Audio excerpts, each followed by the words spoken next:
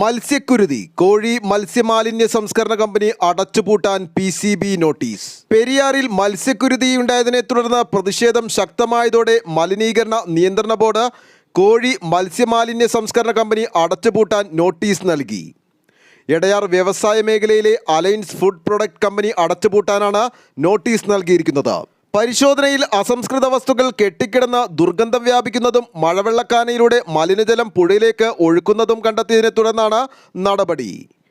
Aluva live ന്യൂസിനു വേണ്ടി സിദ്ദീഖ് കാരക്കാടിനൊപ്പം സനൂപ് കളമശ്ശേരി.